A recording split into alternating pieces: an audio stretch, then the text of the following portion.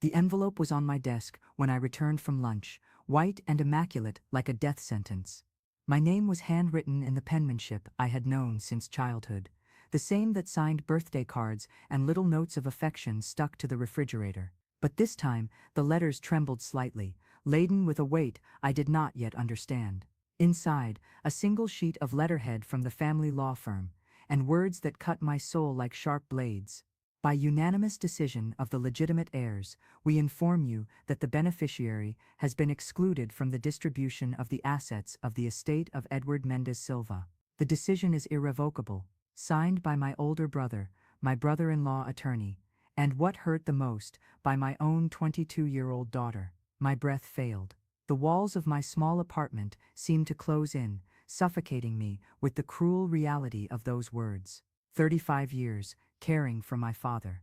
35 years, being the daughter who stayed, who gave up dreams, marriages, brilliant opportunities in other countries to be the caregiver, the nurse, the company on empty Sundays. And now, 2 weeks after the funeral, where I had cried until I had no more tears, I discovered that everything I had imagined was mine by right and by love had been ripped from me with the coldness of a business transaction. The phone rang. It was Helen, my daughter. "Mom, I need to explain." Her voice sounded distant, almost formal. I hung up before she could continue. I couldn't bear to hear justifications in that moment.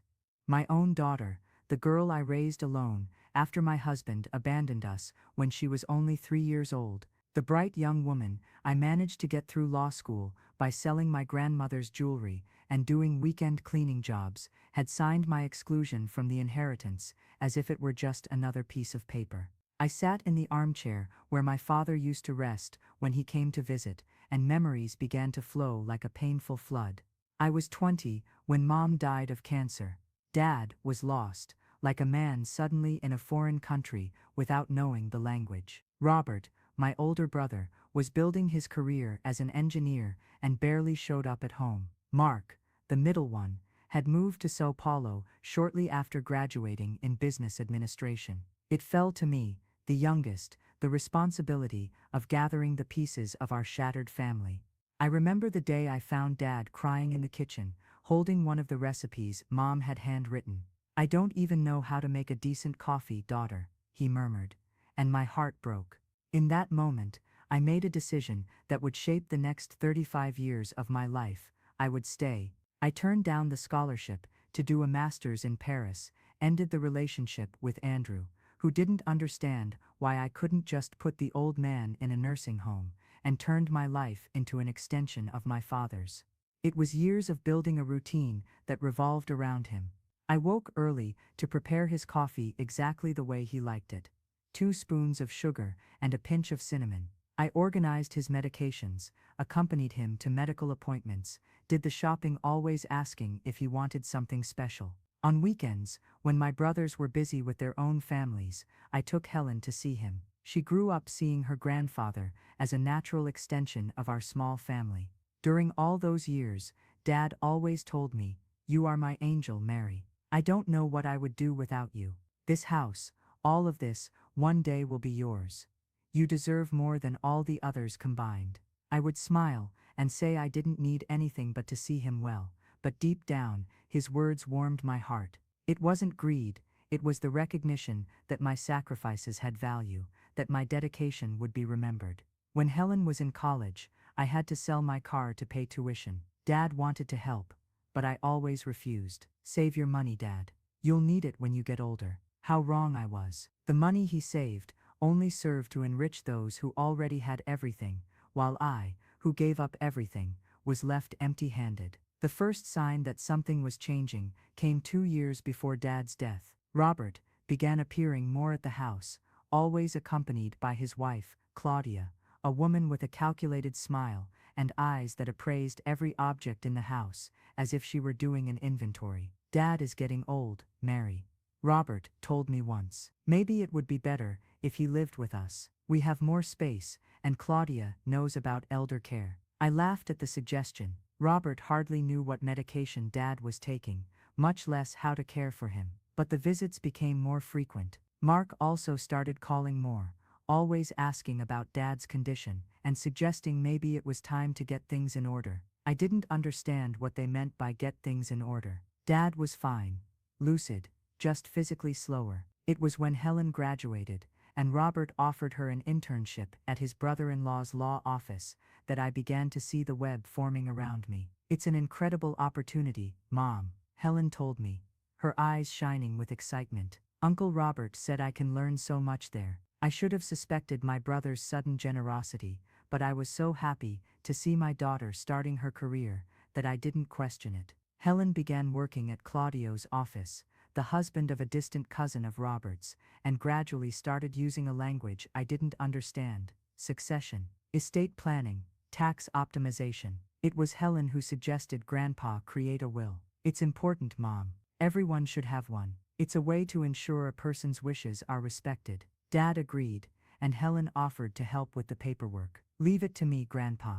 I'll take care of everything at the office. I thought it was wonderful to have a daughter who was a lawyer to help with these legal matters. How naive I was. The last months of Dad's life were the hardest. He developed a respiratory problem that required constant care. I slept on the living room couch to always be nearby in case he needed anything in the middle of the night. There were sleepless nights, exhausted days running between pharmacies and doctors, entire weeks without leaving the house. Robert and Mark showed up on Sundays, always in a hurry, always with unavoidable commitments that kept them from staying longer. "You're killing yourself, Mary," Robert would say. "Dad should be in a hospital." But I knew Dad wanted to die at home, surrounded by the love I could offer. And that's how it happened. One March morning, he fell asleep forever holding my hand, after whispering, "Thank you for everything, my angel. You've always been my favorite." The funeral was well attended. Dad was respected in the neighborhood. He had many friends from his time as a merchant. Robert gave an emotional speech about the patriarch of the family and the legacy he leaves. Mark spoke about the values he taught us. Helen, in elegant mourning, cried discreetly beside cousins who barely knew their grandfather. I was just there, too exhausted to cry, still processing the loss of the man who had been my constant companion for more than 3 decades. A week after the funeral, Robert approached me. "Mary, we need to talk about Dad's assets. There are legal matters that need to be resolved." I nodded, thinking it would be something simple. After all, Dad had always made it clear that I would be the primary beneficiary. "Helen will handle the legal part," Robert continued. "She's already familiar with the documentation." That was when the world began to crumble beneath my feet, piece by piece, like a house of cards touched by a treacherous breeze. The meeting at the law office was a macabre theater. I sat in a black leather chair, surrounded by people I considered my family,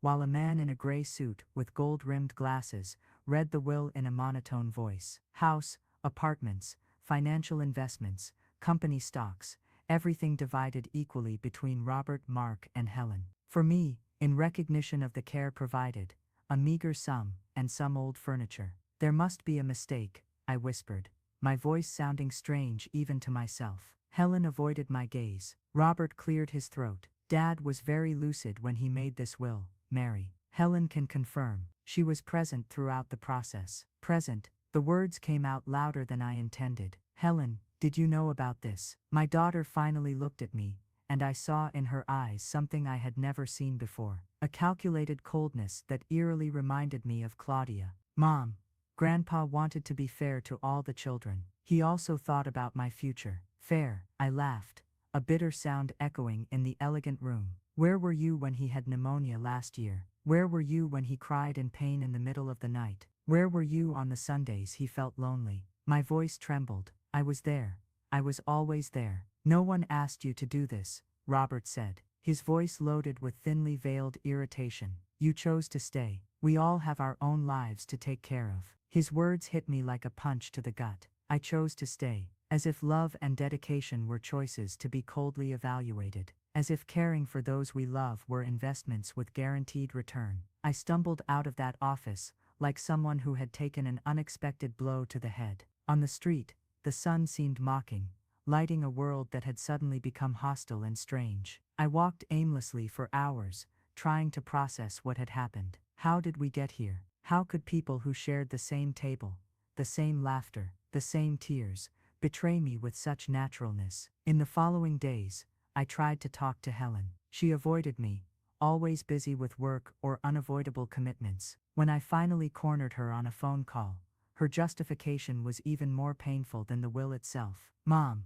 you need to understand, Uncle Robert and Uncle Mark have large families to support. I'm just starting my career. You're alone. You don't have big expenses. Alone. The word echoed in my mind. I was alone because I had dedicated my life to caring for others. I was alone because I gave up relationships and opportunities to always be available when my family needed me. And the 35 years I cared for your grandfather, does that mean nothing? It means a lot, Mom. That's why Grandpa left something for you too.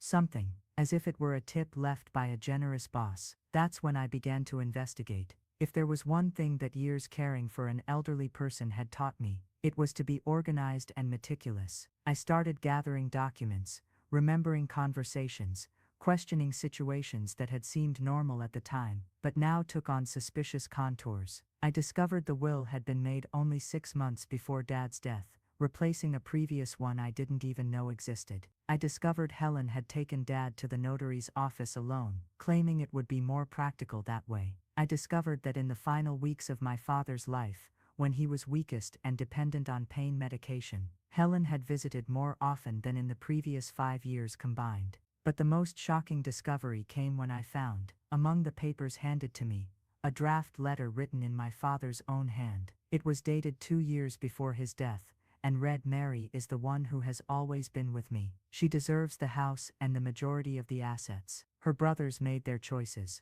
built their lives. She built her life around mine. I need to ensure she is rewarded for so much love." That letter was proof that my father's last words to me were not the ravings of a dying man. He truly wanted to leave everything to me, but something had changed his mind in the final months of his life. As if that weren't enough, I discovered Robert had taken on significant debts from failed investments in the year before Dad's death.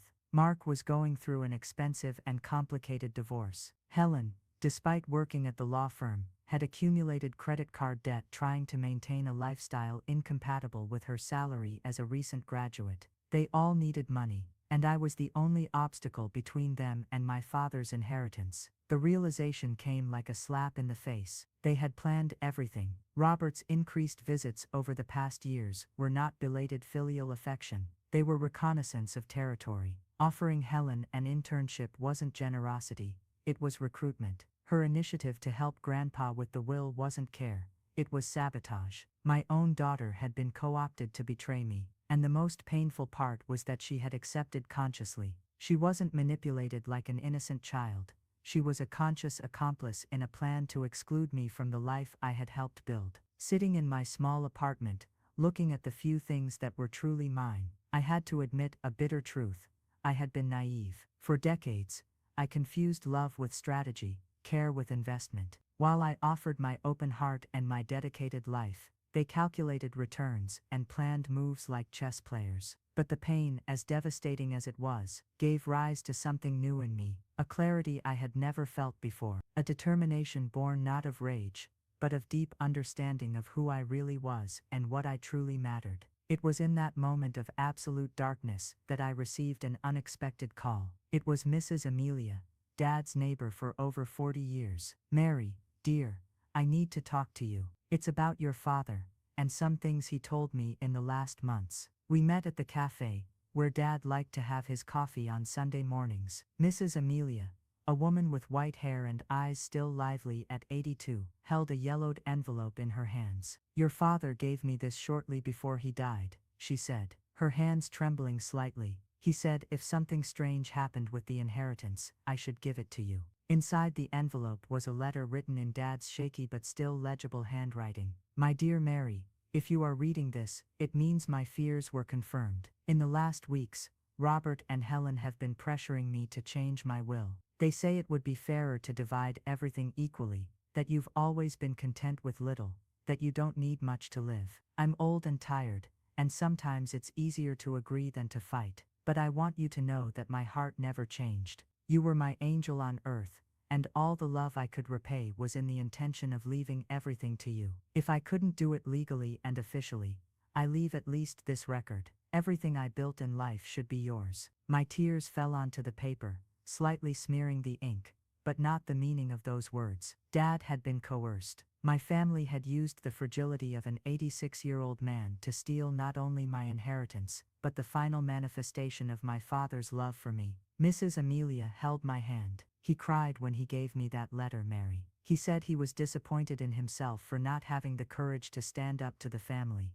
but he also said you were strong enough to overcome anything. That afternoon, walking through the streets of the neighborhood where I had grown up, where I had cared for my father, where I had built a life of dedication that had just been discarded, I made a decision that would change everything. I would not fight for the inheritance. I would not file lawsuits that could drag on for years and consume the little emotional energy I had left. I would not try to prove to the world that I had been betrayed or manipulated. Instead, I would do something far more powerful. I would rebuild my life from scratch, at 55, proving that my worth never depended on the recognition of others. On Monday morning, I went to see the principal of the public school, where I had worked as a secretary before dedicating myself entirely to caring for Dad. "Miss Mary," he said, smiling, "it's good to see you. We heard about your father's passing. Our condolences." "Thank you, Mr. Henry. Actually, I'm here to see if there are still openings. I need to go back to work." His eyes lit up.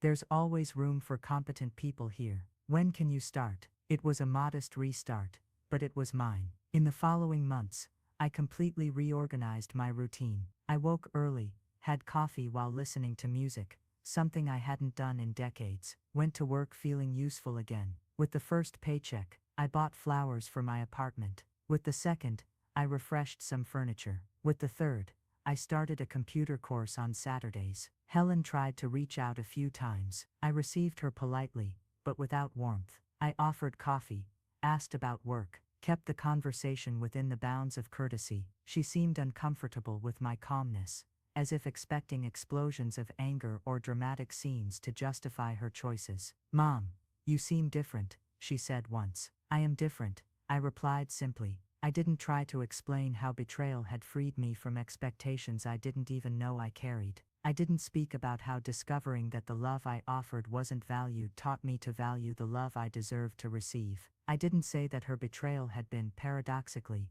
a bitter gift that returned me to myself. Robert came by once, feigning concern about my isolation. I smiled and showed him photos of the computer course, talked about colleagues at school, mentioned the books I was reading and the films I had seen. He left visibly frustrated by my apparent normalcy. The truth was that I was more than normal. I was discovering who I was beyond being a devoted daughter and a sacrificed mother. At 55, I was meeting Mary, a smart, capable woman, with her own opinions and postponed, but not dead, dreams. A woman who could choose how to spend her free time without consulting medication schedules or other people's medical appointments. 6 months after Dad's death, I received an unexpected invitation. The school was launching an adult literacy evening program, and they wanted me to coordinate it. It was a professional growth opportunity I would never have considered in my previous life, always limited by the responsibility to Dad. I accepted immediately. The program was a success, working with adults who, like me, were starting over at unexpected times. I found a passion I didn't know existed. There was something deeply rewarding in seeing a 60-year-old man learn to write his own name, or a 45-year-old woman read a letter from a distant child. It was during one of those nighttime classes that I met Charles. He was a widower, 58, learning to use computers to communicate with a daughter living abroad. He was gentle, had a soft humor, and had spent recent years caring for a wife with Alzheimer's. "You understand what it's like," he told me one day after class. "Caring for someone we love becomes our entire identity. When that person is gone, we're lost, not knowing who we are beyond caregiver." We talked at length that night, and many others after. Charles didn't know my family story. For him, I was simply a woman who had devoted years to caring for her father, and was now rebuilding her life. There was no judgment, no pity, no attempts to fix me, or convince me to forgive those who hurt me. He saw me as I was discovering myself, a whole woman, valuable, deserving of respect and affection. 1 year after Dad's death, Helen came to my house on a Saturday afternoon. She looked nervous, different from the confident young woman who had signed my exclusion from the inheritance. "Mom, We need to talk. I made coffee and sat in the chair that had been Dad's. Helen stayed on the edge of the sofa, playing with the strap of her bag. Things aren't going the way I expected, she began. The firm.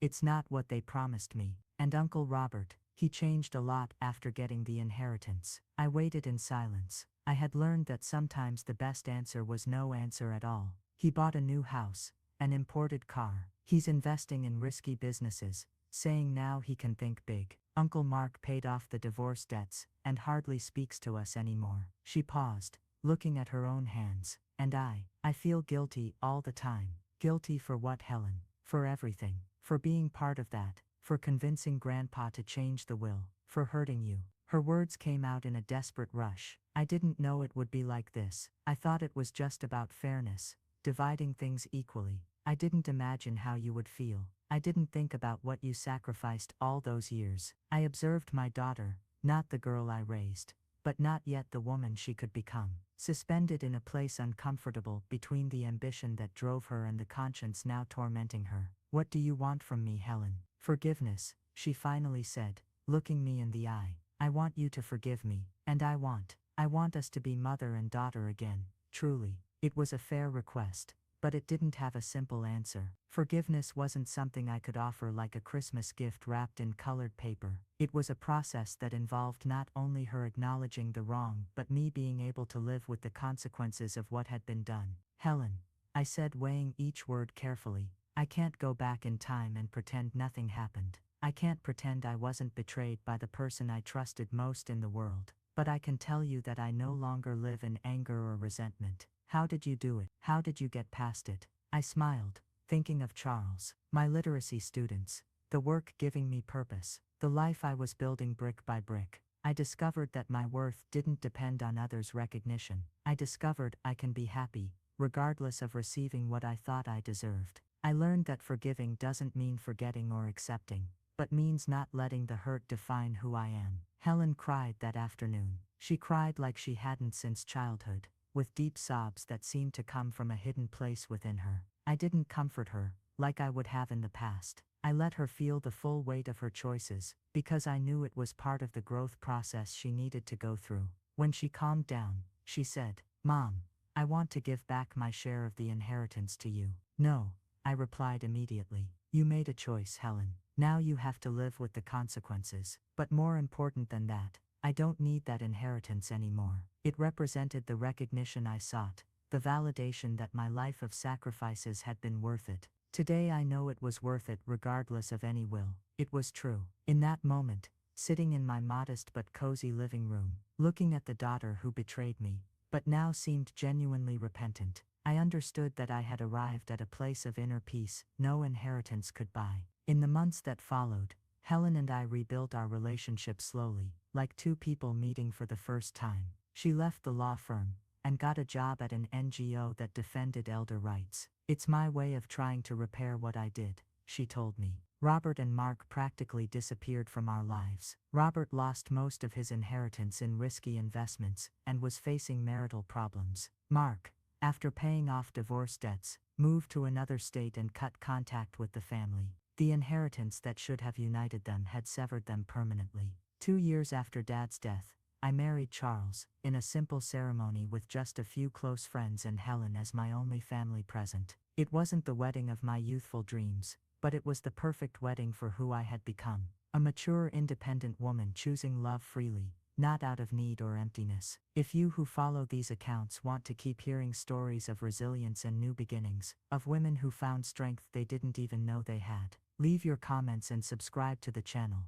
Every story I tell is proof that it's never too late to rewrite our own narrative. At my wedding celebration, Helen gave a speech that moved me deeply. My mother taught me that the true legacy isn't what we leave in wills, but what we build through our daily choices. She taught me that dignity isn't something others can give or take, it's something we carry within ourselves. Today at 58, I have a life I never imagined possible. When I received that white envelope excluding me from the inheritance, I run a literacy program that has already served over 300 adults. I have a marriage based on companionship and mutual respect. I have a daughter who learned, through her own mistakes, the value of making the right choices for the right reasons. More important than all of that, I have peace. Peace in knowing I built a meaningful life without depending on anyone's approval or recognition. Peace in knowing my worth was never tied to what I could inherit, but to what I could create and share. Sometimes I wonder what my life would have been like if I had received the inheritance Dad originally intended me to have. It probably would have been more comfortable financially, but it would have been emotionally richer.